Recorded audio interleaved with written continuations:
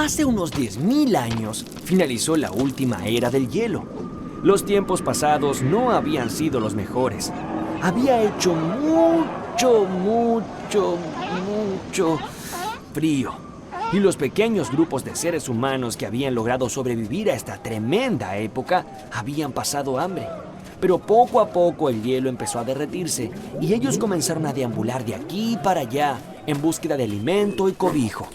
Es que estos grupos de seres humanos, al igual que sus padres y abuelos, empleaban todo su tiempo en subsistir. Algunos de estos grupos llegaron a zonas cálidas y fértiles. ¿Recuerdan Mesopotamia? Bueno, allí era más fácil sembrar, cosechar y almacenar alimento. Esto les permitió establecerse y tener más tiempo para pensar en otras cosas. Claro, antes empleaban todo su tiempo en subsistir. Así fue que comenzaron a pensar en cómo organizarse, cómo conseguir más riquezas y cómo vivir mejor. Durante miles de años el desarrollo de Occidente se expandió a lo largo de la cálida y fértil cuenca del mar Mediterráneo. Los sumerios, asirios y babilonios, los egipcios, los fenicios, minoicos y persas, los griegos, los romanos... ¡Oh! ¡Cuánta gente! Así se veía un mapa de la antigua Europa en la época de los romanos. Ellos habían logrado dominar a casi todo el mundo conocido hasta ese momento. Pero, ¿qué pasaba del otro lado de las fronteras del imperio? ¿Es que no había nadie? Allí vivían pueblos que habían tenido que seguir luchando por la subsistencia. Por el año 600 a.C., en Europa Central, un conjunto de tribus de diversos orígenes comenzaron a modelar lo que hoy llamamos la cultura celta. Estos pueblos eran muchos y muy variados, y rara vez se organizaban entre ellos para conseguir un objetivo común. Eran montones de tribus independientes que muchas veces incluso peleaban entre sí. Los llamamos a todos celtas, porque compartían una misma forma de vida, un mismo idioma y una religión en común. Los celtas. Los celtas fueron muy peleadores y tenían fama de enojarse ante la menor provocación. ¿Quién usó mi hacha para cortar la ensalada? Fueron una sociedad militar liderados por un jefe guerrero que comandaba hordas de valientes soldados dispuestos a invadir y saquear todo lo que encontraran a su paso. Ay, claro, pues eran iguales a los romanos. Bueno, no tanto, Pipo. Es cierto que los romanos también invadieron muchísimos pueblos, pero a diferencia de estos, los celtas no se caracterizaron por pensar cómo acumular el poder ni dejar conocimientos para sus futuras generaciones. Por eso, nunca lograron formar un imperio ni desarrollar formas sofisticadas de gobierno. Una vez que los guerreros conquistaban un territorio, levantaban una ciudadela fuertemente fortificada llamada opidas. Estas eran protegidas por defensas naturales como las paredes rocosas de una montaña y fosos gigantescos. Dentro, construían sus casas que eran de forma redonda, sin ventanas y con techo de madera, paja y barro. Alrededor de las casas estaba la granja, donde andaban sueltos cerdos, vacas, ovejas y caballos. Los pobladores trabajaban duro y guardaban trigo, centeno y cebada que necesitarían para sobrevivir durante el largo invierno. Una vez que la población crecía, simplemente no había más lugar. Y entonces, un grupo salía en expediciones para conseguir nuevos territorios. Así fue como, por necesidad, los celtas fueron expandiéndose rápidamente. Alrededor de 5 siglos antes de Cristo, la influencia celta se propagó desde la península ibérica hasta el Mar Negro. Tanto afán por la expansión hizo que algunas tribus celtas cruzaran los Alpes y tomaran tierras al norte de Italia. En el 387 a.C., tuvieron el atrevimiento de invadir, saquear e incendiar la ciudad de Roma. Así se inició una rivalidad legendaria que duraría por siglos.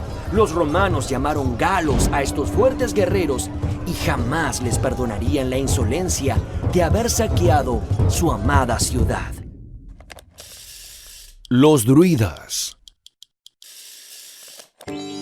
Los celtas creían que la palabra hablada tenía poderes mágicos. Invocando en sus oraciones a los dioses, los sabios podían curar o ver el futuro. Pero como no deseaban que esos poderes mágicos cayeran en manos del enemigo, nunca dejaron nada por escrito e intentaron mantener todo ese conocimiento en secreto. Cada tribu tenía su sabio, que ha sido pintado como un señor alto y flaco, con blancas y largas barbas, que vestía túnicas cruzadas por lazos de oro y que portaba varitas que ocultaban poderes mágicos. Estos sabios se llamaban druidas y eran tan importantes para los celtas que los jefes de las tribus siempre les pedían consejos antes de tomar una decisión. Los druidas conocían los poderes curativos de las plantas de los bosques. Con extractos de estas hierbas preparaban brebajes que servían tanto para curar como para infundir valor en la batalla. Dicen que con estas pócimas mágicas, los guerreros adquieren la fuerza de cientos, o miles, o millones. Los druidas de diferentes tribus se congregaban una vez al año dentro de los sagrados bosques de robles para celebrar una convención muy especial. Allí compartían sus hallazgos y conocimientos. Muchos enseñaban a los demás cómo fabricar brebajes mágicos y mostraban sus efectos. Era una verdadera convención de magos. Cada druida era acompañado por un joven discípulo. Este asistía a su maestro mientras aprendía pacientemente a lo largo de su vida los secretos misterios que guardaban los bosques. La Guerra de las Galias. Las disputas entre celtas y romanos fueron permanentes. La verdad es que para las temibles legiones romanas, los combatientes galos eran muy molestos y le hacían muy difícil el trabajo de expandir el imperio. Hasta que a mediados del siglo I a.C. llegó un poderoso general. No, fotos y autógrafos luego. Este general fue Julio César, y con él los galos fueron finalmente conquistados. Pero no crean que fue una tarea sencilla. Tuvieron que pasar más de 7 años de constantes campañas militares antes que Vercingetorix, el último rey galo, cayera en manos de César. A lo largo de todo ese tiempo, unas 800 ciudades cayeron bajo el dominio romano, y la cantidad de víctimas fue escalofriante.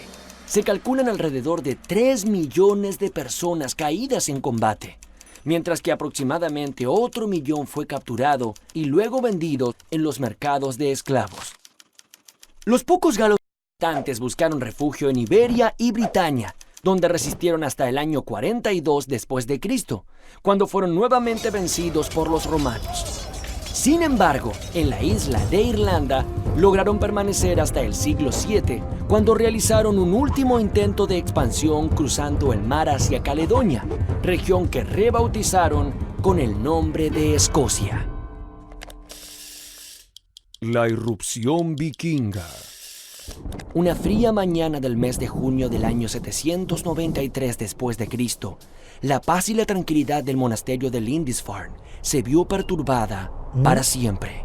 Esas embarcaciones que se divisan en el horizonte no lucen muy amigables que digamos. Ellas vienen cargadas de hombres corpulentos y feroces que usan pelo largo y dejan crecer sus barbas. Lo más temible de todo es verlos agitar sus espadas y sus hachas.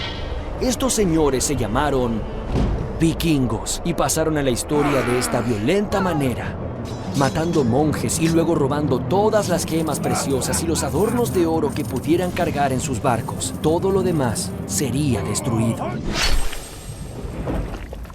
¡Old Mary! Esta fue la primera invasión vikinga en el mundo cristiano, y a partir de ella ocurrieron muchas más. Un año después de este ataque, los vikingos arrasaron el monasterio de Jarrow y Monwermouth en la costa inglesa y el monasterio de Inishbofin en el territorio irlandés. En el 844 arrasaron con Sevilla y luego invadieron París y Burdeos. Las próximas víctimas serían las costas ibéricas del este y la Toscana italiana. Este fue el comienzo de la era vikinga, que duró 3 siglos y que supuso continuas amenazas para la Europa cristiana. Violentos guerreros. Los vikingos eran pueblos que se habían establecido en las lejanas y frías tierras de Escandinavia. La vida en estas zonas era muy difícil, ya que el invierno era muy largo y había pocas tierras para el cultivo. Esto hizo que para sobrevivir tuvieran que ocuparse día tras día en conseguir alimentos, pieles de animales y madera para la calefacción. Fue entonces que encontraron en el Mar del Norte una fuente invalorable de recursos para la subsistencia. ¡La tengo! Gracias a este poderoso vínculo con el mar, desarrollaron una habilidad asombrosa que los haría famosos: el dominio de la navegación de ultramar. La cruda vida de los vikingos les fue modelando un rústico carácter. Eran hombres, mujeres y niños fuertes y rudos, dispuestos a soportar las condiciones más adversas en uno de los climas más inhóspitos del mundo. Por todos estos motivos, los vikingos, al igual que los celtas, no tuvieron demasiado tiempo para pensar en cómo organizarse mejor. Por este motivo, nunca lograron establecer un gobierno que los uniera. Exploradores de ultramar. Cada verano, todos los vikingos que habitaban en un mismo lugar se reunían durante varios días en una asamblea extraordinaria. Esta reunión era llamada el Thing y era el Gran Tribunal de Justicia Vikingo. Allí, cualquier hombre libre sería capaz de plantear una queja o disputa pendiente. Los vecinos discutían sobre las posibles soluciones o castigos. Si una persona se negaba a acatar la sentencia del Thing, debía morir o ser expulsado de la comunidad. Esto fue lo que le sucedió a Eric el Rojo, que fue expulsado de la colonia de Islandia por haber matado a unas personas en un ajuste de cuentas. Como todo vikingo, Eric tenía la cabeza muy dura. No me duele. Así que partió solo en búsqueda de un nuevo lugar donde vivir. Luego de mucho navegar, llegó a una tierra en la que no había seres humanos. Así que se dispuso a explorarla durante unos 3 largos años. Luego, logró regresar a Islandia, donde describió aquel lugar como la Tierra Verde, o mejor dicho, Groenlandia. en el año 985, Eric el Rojo logró convencer a mucha gente para que lo acompañara a este lugar y formaron la primera colonia vikinga de Groenlandia. Leif Erikson fue hijo de Eric el Rojo y heredó de él la cabeza dura, No me duele. la pasión por la aventura y la exploración de nuevos territorios. Leif se embarcó hacia el oeste hasta llegar a una tierra maravillosa con muchos árboles y sabrosas uvas. Por eso la llamó la Tierra de las Uvas o Vinlandia. Sin saberlo, Leif Erikson había llegado a la isla de Terranova y fue el primer europeo en establecer un asentamiento en el continente americano. Ragnarok, la batalla final. Que un guerrero vikingo muriera no quería decir que pudiera descansar. ¿Qué? ¡Ja! Todavía tienes muchas aventuras por delante. Cuando uno de los grandes guerreros moría, su cuerpo era depositado en una barca junto con sus mejores armas y su escudo. También eran depositados los cuerpos de su caballo y de su esclava luego de ser sacrificados en ceremonias paralelas. La barca era liberada de sus amarras e incendiada con antorchas, iniciando así su larga travesía a las huestes de Odín. Los vikingos estaban seguros que a ese hombre le serían de suma importancia sus pertenencias en el mundo de los muertos, ya que allí el máximo dios Odín lo estaría esperando para incorporarlo a un poderoso ejército con el que combatirían a las oscuras fuerzas del caos. Los vikingos imaginaban que la batalla por el control del mundo sería tremenda y que en ella perecerían gigantes, monstruos y hasta poderosísimos dioses. Según la leyenda, los dioses benévolos estaban comandados por su jefe Odín y su hijo Thor, el dios del trueno. Ellos se enfrentaron de manera definitiva con las fuerzas del mal en la batalla final de Ragnarok. En el otro bando, las fuerzas del caos estaban formadas por temibles gigantes comandados por el siniestro dios Loki. En esta batalla, Thor logró vencer a la malvada serpiente Jormungandr pero esta alcanzó a envolverlo en un vapor venenoso que terminó con su vida. Aunque vivieron en épocas y lugares diferentes, celtas y vikingos compartieron una forma de ser en común. Ambos fueron pueblos de tenaces guerreros y conquistadores. Sin embargo, por no haberse detenido a pensar en cómo organizarse mejor, ambos pueblos terminaron cediendo ante otros. Los celtas cayeron bajo el yugo de los romanos y los vikingos fueron paulatinamente convirtiéndose en cristianos.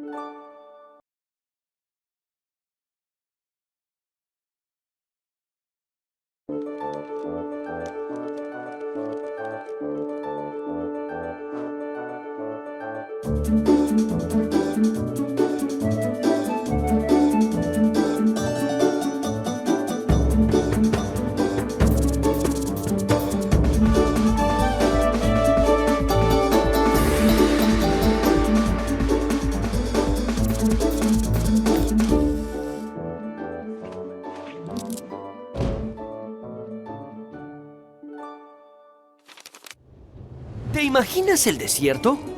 El auténtico desierto de arena, con dunas que se extienden hasta el horizonte como olas de un gigantesco océano, pero sin agua. Ese desierto que te imaginas está en Arabia. En estos áridos paisajes de tanto en tanto, surgen debajo de la arena unas fuentes naturales de agua, llamados oasis.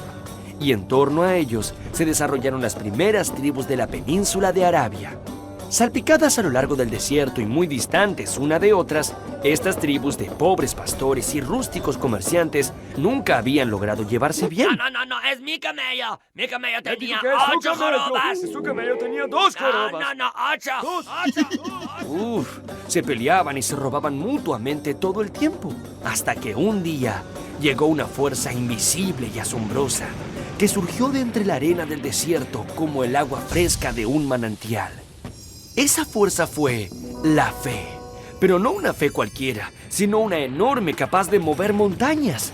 La fe en su religión llamada el Islam, que logró movilizar a todos los árabes y hacerlos luchar por un objetivo común, que rápidamente se propagó por todos los rincones del mundo, creando uno de los imperios más ricos, complejos y refinados de la historia de las civilizaciones. El profeta Mahoma. Hacia el año 500 de nuestra era, la Meca era una de muchas ciudades dispersas a lo largo del desierto, aunque tenía una particularidad. Allí había una gran piedra negra que creían caída del cielo. Mucha gente peregrinaba a la Meca desde diferentes lugares para meditar y orar. En el año 570 nació Mahoma, el humilde hijo de un comerciante. Como su padre murió cuando él era muy joven, tuvo que abandonar la vida en las tiendas para emplearse como pastor. Mahoma apreciaba mucho a toda esa gente que peregrinaba a su ciudad y solía charlar largas horas con ellos. Aunque no sabía leer, disfrutaba de las historias de Abraham y de Jesús y las recordaba con facilidad.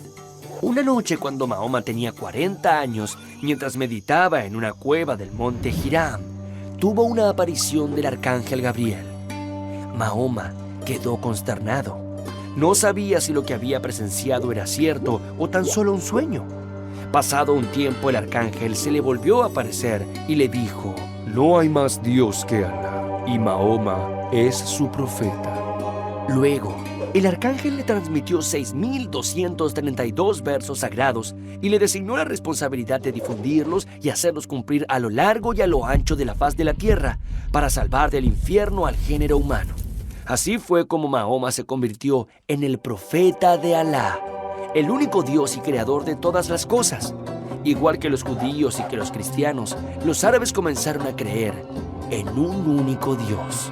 Mahoma tuvo éxito entre su gente y muchos comenzaron a seguir sus enseñanzas. Él proclamaba la grandeza de Alá y el rechazo a la adoración de ídolos de piedra. Mientras cada vez más gente se acercaba a él, menos gente llevaba ofrendas al famoso santuario de la Piedra Negra. Y esto no le cayó nada bien a los jefes de las tribus locales. Mahoma y sus seguidores fueron amenazados y perseguidos, hasta que en el año 622, Mahoma tuvo que huir hacia la ciudad de Medina, donde se ocultó muchos años. Esta huida se llamó la Égira, y es tomada por el Islam como el año cero, a partir del cual se recomienzan a contar los años de su calendario. Al igual que el nacimiento de Cristo para los cristianos, o que el día de la liberación de Egipto para los judíos. El poder de la fe. Islam quiere decir sumisión a la voluntad de Dios. Todos los que comenzaron a seguir las enseñanzas de Mahoma fueron llamados musulmanes, que quiere decir creyentes. El Islam se basa en el Corán, un libro sagrado que reúne las enseñanzas que el arcángel Gabriel le dictó a Mahoma en sus apariciones. El principal mandato que Mahoma impartió a sus fieles fue el de propagar la fe a todos los rincones de la tierra o morir en el intento. Él les dijo que quien muriera luchando en nombre de Alá tendría asegurada la entrada al paraíso, donde cataratas de leche y miel y hermosísimas mujeres atenderían todos sus deseos. Más leche, por favor. ¡Wow!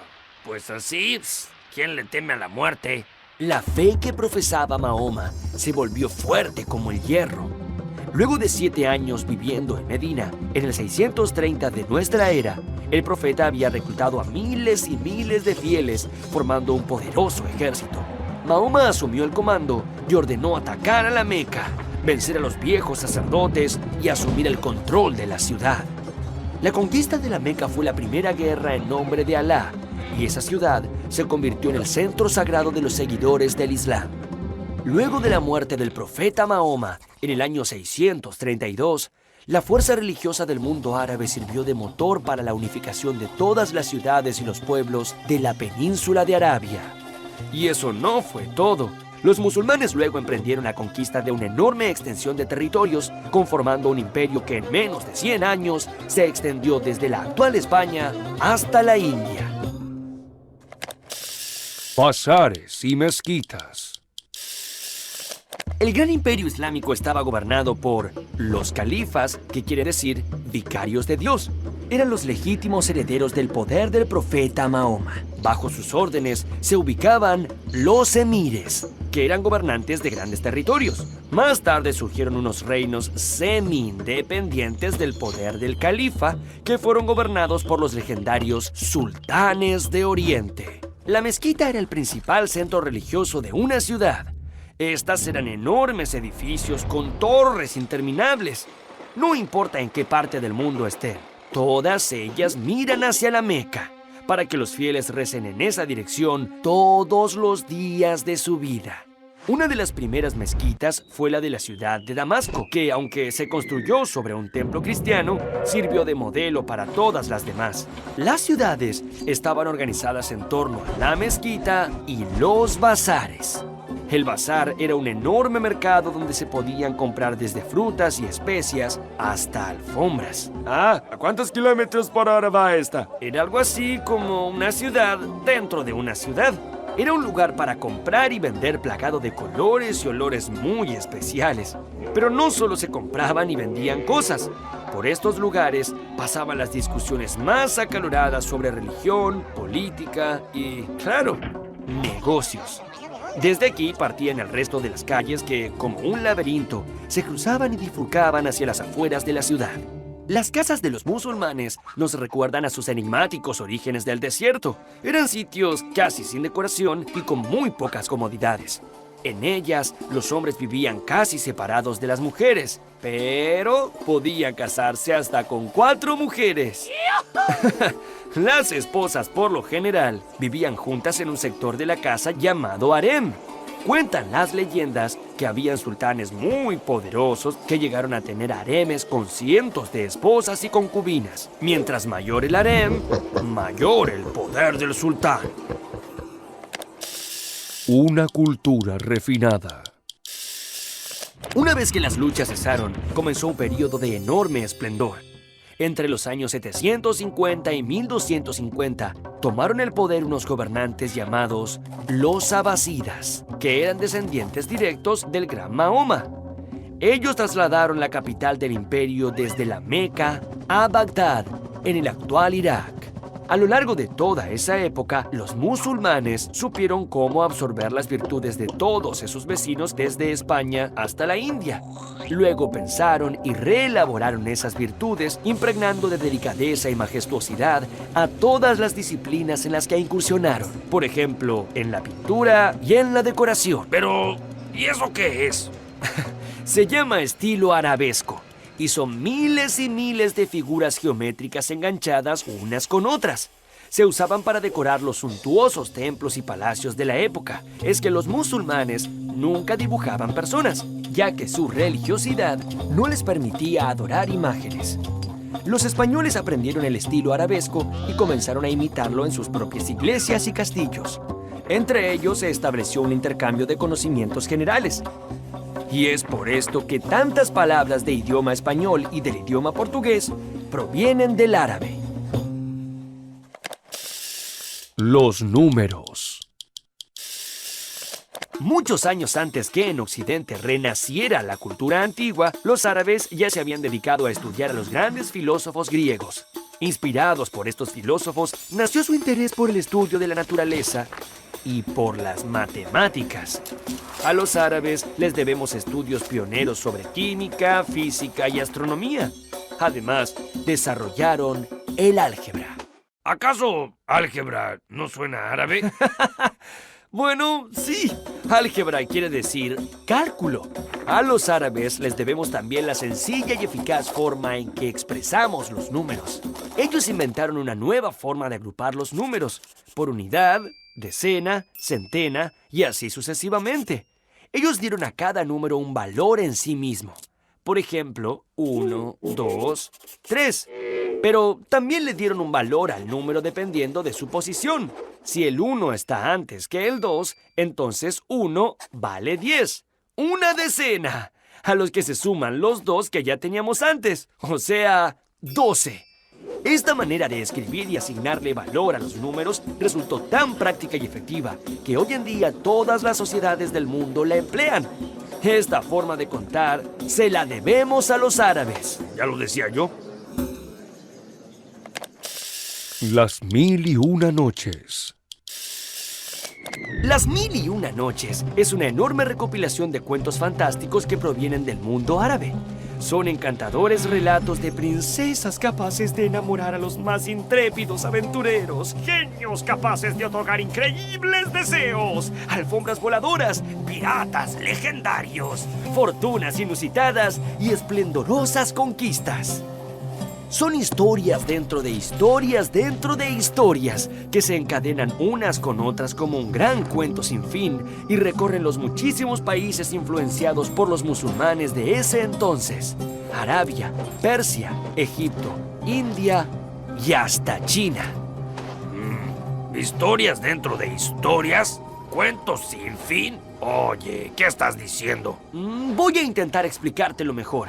Resulta que el sultán Shahriar estaba muy ofendido porque su mujer lo había traicionado. En castigo, el cruel sultán le había ordenado la muerte, pero como ya no podía confiar más en las mujeres, herido por el amor, le ordenó a su visir que cada noche le trajera una nueva esposa a su alcoba para luego ejecutarla por la mañana. Entonces, Scheherazada, hija del visir, tramó un plan para evitar que sigan las muertes y se ofreció como esposa del sultán, sabiendo que solo por eso estaría condenada a morir una vez que pasara la noche. Scheherazada encantó al sultán con una maravillosa historia, pero llegada el alba, antes que salga el sol, le prometió que finalizaría su cuento durante la noche siguiente. Pero en vez de finalizarlo, enganchó ese cuento con el comienzo de otro. Así, logró mantener la atención del sultán durante 1001 noches. ¡Wow! Finalmente, el sultán le perdonó la vida y le otorgó la libertad. Muchas de aquellas historias te resultarán familiares. Aladino y la lámpara maravillosa, Sinbad el marino o Alí Baba y los 40 ladrones. Todas ellas pertenecen a las 1001 noches. La influencia del Islam. A lo largo de los siglos, el gran imperio del Islam se fue desmembrando paulatinamente. Para el 1258, la ciudad de Bagdad fue atacada y destruida por los mongoles al mando de Halagu, nieto de Genghis Khan. Otro grupo de musulmanes lograron formar nuevos imperios, como los fatimíes al norte de África y los turcos otomanos en Medio Oriente. En la península ibérica, los reinos musulmanes existieron hasta 1492, el mismo año que Colón llegó a América, cuando fueron expulsados de España por los reyes católicos. Del árido desierto al esplendor de los palacios, la cautivante historia del Islam demuestra cuán fuerte es el poder de la fe. El profeta Mahoma decía que la fe era capaz de mover montañas. Pues vaya si tenía razón. La fuerza del Islam logró unificar pueblos enemistados, crear enormes fortunas, desarrollar la ciencia e influenciar al resto del mundo con el delicado encanto de sus letras y de su arte. Millones y millones de fieles aún hoy rezan 5 veces al día mirando a la Meca y peregrinan una vez al año a esa ciudad, mostrando que la llama de su fe no desaparece ni desaparecerá.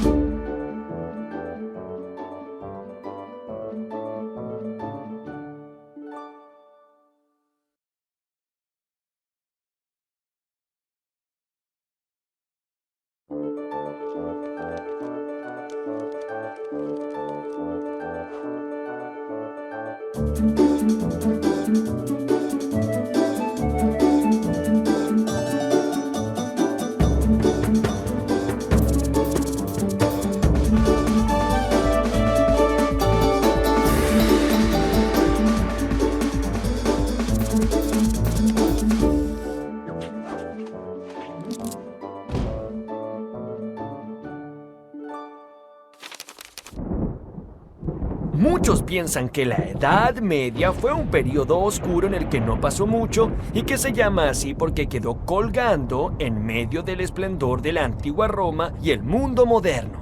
Es decir que para muchos la Edad Media fue un bache en la historia, un periodo de transición, como un sótano oscuro en el que el hombre permaneció oculto y del que salió nuevamente a la luz recién allá por el año 1500, cuando renacieron aquellas ideas de la antigüedad que habían hecho tan brillantes las épocas de Grecia y de Roma. Pero en este periodo sí que pasaron muchas cosas, pues fue en realidad por estos años cuando comenzó a gestarse la Europa que conocemos hoy. España, Francia, Italia, Alemania, Gran Bretaña, los Países Bajos, toda Escandinavia, Austria, Hungría son descendientes de aquellos famosos pueblos bárbaros que ocuparon estos territorios luego de la caída del Imperio Romano. Durante los 10 siglos de la Edad Media, estos pueblos se convirtieron en reinos y le dieron forma a Europa, referencia fundamental de la cultura occidental. Los francos. Allá por el siglo V después de Cristo, pueblos bárbaros provenientes del centro europeo acosaban la estabilidad del Imperio Romano. ¿Recuerdan? Sí, claro. Muy bien, entonces también recuerdan que fueron los bárbaros germanos quienes finalmente en el año 476 entraron y destruyeron a Roma por completo. Bueno, pero estos grandotes germanos no eran un solo pueblo. sino que estaban subdivididos en un sinnúmero de fracciones que siempre luchaban entre sí. Los lombardos, los vándalos, los godos, los visigodos, los borgoñeses, los sajones y especialmente un grupo de pueblos que lograron destacarse entre todos estos: los francos. Estos personajes rústicos, fuertes y muy guerreros venían de tierras cercanas al río Rin en la actual Alemania. Los francos tuvieron una gran ventaja. De su lado nació un hombre que era un líder por naturaleza y que jamás se dejaba vencer. Ese hombre se llamó Clodoveo. ¿Y saben qué? Comenzó a liderar a su pueblo con tan solo 16 años. ¡Ah! Mocoso engreído. ¿Mocoso engreído? Verás, en el año 481 llegó a ser el primer rey de todos los francos.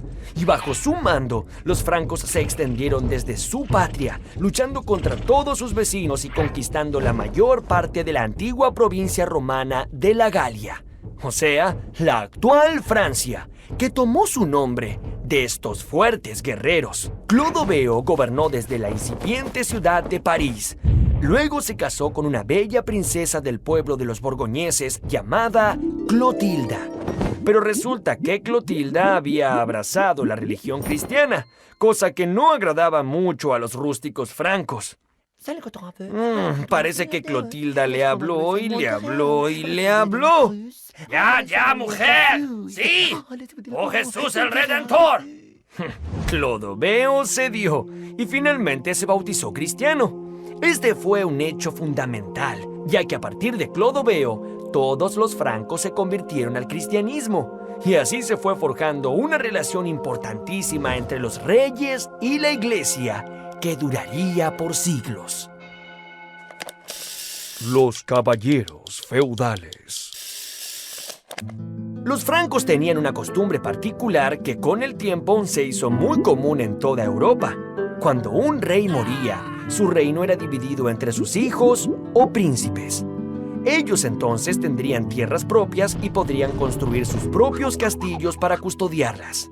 ¡Wow! ¿Castillos con torres gigantes, fosas y puentes levadizos? Sí, Pipo, es que los reyes tenían que protegerse mucho de sus adversarios, ya que gobernar por ese entonces no era otra cosa que defender las propiedades por un lado y atacar nuevos territorios por el otro. Para ello, cada rey necesitaba de muchos caballeros que se prestasen para el servicio militar. A cambio de este servicio, el rey les concedía parte de las tierras conquistadas, donde estos caballeros podrían construir sus propios castillos, convirtiéndose en duques, que quiere decir conductores, o condes, que quiere decir a su vez propietarios de un condado. Fue así como los guerreros más valientes fueron adquiriendo propiedades que debían proteger en honor a su rey, a quien además le debían lealtad absoluta hasta la muerte. Ellos fueron la nobleza de espada. Gracias a la antigua costumbre de los francos, los hijos de los nobles heredaban esos mismos derechos, y al igual que sus padres, tendrían una porción de tierras que proteger. Esas tierras que circundaban el castillo y que eran llamadas feudos. Los feudos no estaban compuestos solo de tierras y castillos. En torno a las murallas de un castillo se extendían las aldeas de los campesinos. Estas también eran parte del feudo. Los campesinos trabajaban de sol a sol en los campos, pero no eran esclavos. Tampoco eran hombres libres, ya que estaban obligados a cumplir los designios del señor que los protegía desde el castillo. Este decidía sobre todas las cuestiones de la vida en su feudo. Así que si tenías la mala fortuna de tener un señor feudal cruel o injusto... ¡Quiero ver crecer mi reino! ¡No me importa si están cansados! No había remedio. La desgracia era tu único destino.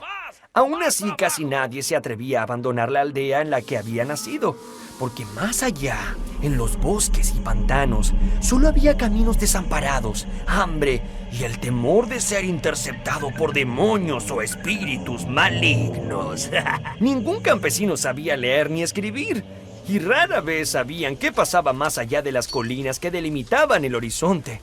Esa falta de conocimiento sobre el mundo que los rodeaba les generaba muchos temores. Y esos temores estaban reflejados en fabulosas supersticiones sobre magos. brujas y dragones.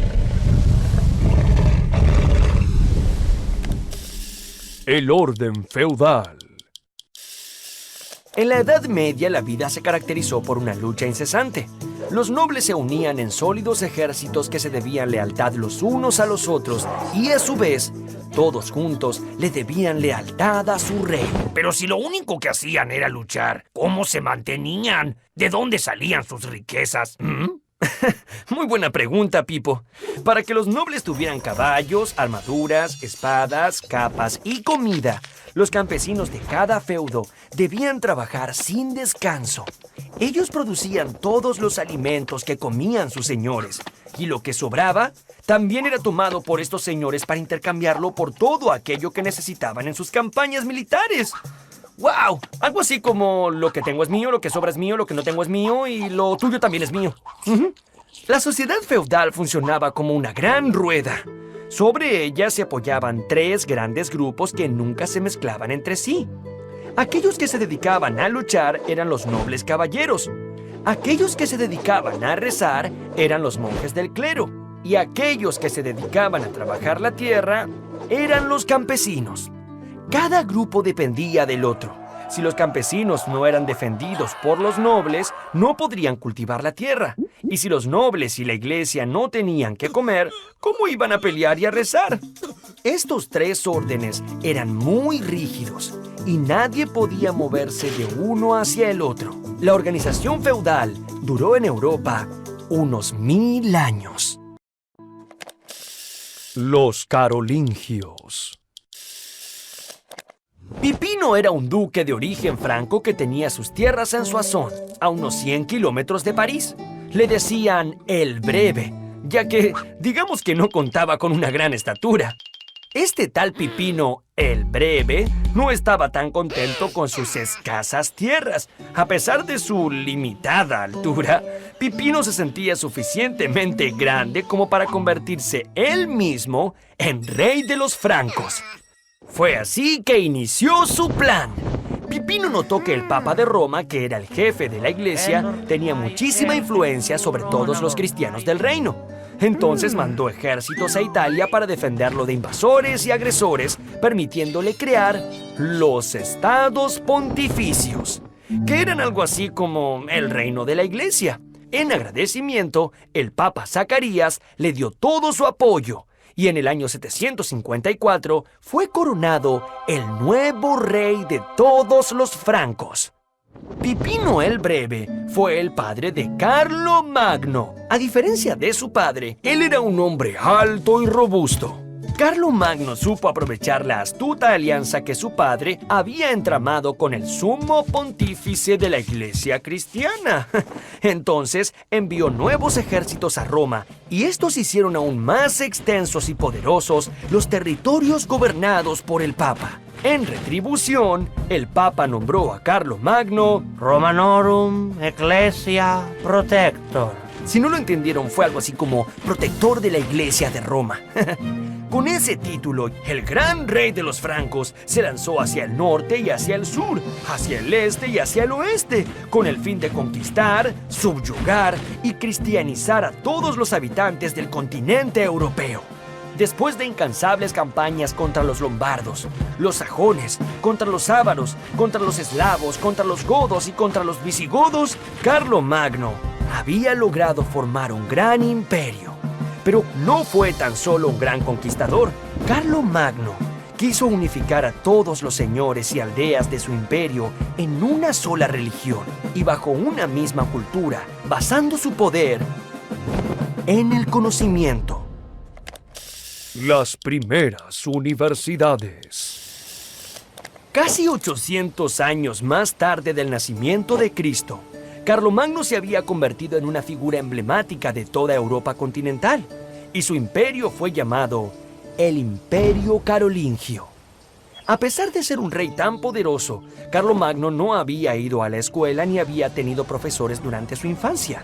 es que, como ustedes saben, los nobles de esa época solo se ocupaban de luchar y conquistar territorios, y creían que elucubrar complejos cálculos matemáticos o filosofar acerca del mundo era una inútil pérdida de tiempo. Pero Carlomagno pensaba distinto, y a pesar de su escasa instrucción, tuvo una visión innovadora y completamente revolucionaria para la época. En su corte reunió sabios y poetas de distintas partes del mundo, a quienes invitaba para discutir sobre cuestiones que iban desde la importancia de Dios hasta el origen del mundo y de las estrellas. Él mismo aprendió a hablar el latín, que era el idioma de los antiguos romanos, y obligó a que sea enseñado en muchas iglesias y monasterios de su imperio. Sin embargo, le resultaba muy difícil escribir, ya que su mano estaba entumecida de tanto sostener su pesada espada de hierro. Los monjes tenían a su cargo documentar todos esos conocimientos universalistas que allí se enseñaban. Este fue el origen de las universidades, tal como las conocemos hoy. 2 siglos después de Carlomagno, de aquellos monasterios, nacieron muchas universidades, por ejemplo, la Universidad de Bolonia, en Italia, que fue fundada en el año 1088 y es la más antigua de Europa, o la de Oxford, en Inglaterra, que fue creada en el año 1096. Catedrales. La alianza entre Carlomagno y el Papa fue cosa seria. El rey mandó a construir muchísimas iglesias y monasterios a lo largo y a lo ancho de su imperio. Al comienzo, las iglesias románicas se caracterizaban por sus grandes bóvedas oscuras y frías, donde reinaba un clima apagado, que acentuaba el espíritu místico religioso. Pero también eran así porque los arquitectos de esa época no dominaban sofisticadas técnicas de construcción, y su prioridad era evitar que todo se desmoronara.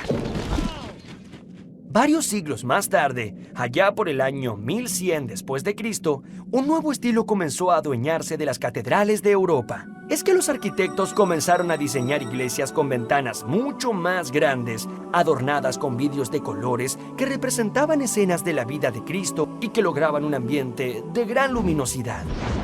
Estas fueron llamadas catedrales góticas. El mayor milagro de las catedrales góticas era el uso de vigas de arco que desplazaban el peso hacia los costados. Sus enormes y luminosas bóvedas lograban sostenerse sobre columnas muy delgadas, generando grandes elevaciones en un espacio etéreo. El cambio del estilo románico al estilo gótico reflejó un cambio en la mentalidad medieval. Mientras que el románico se apegaba a la tierra, el gótico se elevó hacia el cielo, con sus altas e interminables torres que se elevaban para estar más cerca de Dios. La coronación de Carlomagno. En la noche de Navidad del año 800, Carlomagno se hallaba rezando en la Basílica de San Pedro, en Roma. El Papa León III se le acercó y mientras todo el pueblo se arrodillaba ante él, lo coronó emperador del Imperio Romano Germánico. Así, el gran reino de Carlomagno se transformaría en un imperio que quiso hacer revivir la grandeza del antiguo Imperio Romano. La enorme diferencia era que los soberanos de este imperio no eran romanos, sino germanos. Sí, aquellos mismos que siglos antes habían destruido a Roma, pero que ahora, con sus estratégicas alianzas con el Papa, habían decidido cristianizar y volver a unificar a toda Europa. Para mostrarle sus respetos al nuevo emperador, enviados de todo el mundo llegaron a la corte de Carlomagno. El gran príncipe musulmán de Oriente, Harún al-Rashid, le envió preciosos tesoros y, escuchen esto, hasta un elefante. ¡Arre, holgazán, arre! La inteligencia, la fuerza de voluntad y la superioridad con la que gobernó Carlomagno destacó a toda una época. Pero, desafortunadamente, todos estos logros estaban atados a su propia personalidad y se disolvieron poco después de su muerte. 14 años después de su coronación, en el año 814, el imperio fue repartido entre sus 3 nietos y pronto se descompuso en los reinos de Alemania, Francia e Italia. Las escuelas creadas por Carlomagno decayeron y el arte de leer y escribir se mantuvo aislado en algunos monasterios dispersos. El Sacro Imperio Romano de la nación alemana La gran obra de Carlomagno no perduró por mucho tiempo, y en los siglos posteriores, Europa volvió a caer en guerras e invasiones incesantes que imposibilitaron cualquier esfuerzo de unidad y crecimiento común. Este, que fue el principal objetivo de Carlomagno, sigue siendo hoy uno de los principales anhelos de todos los estados que componen a Europa en la actualidad.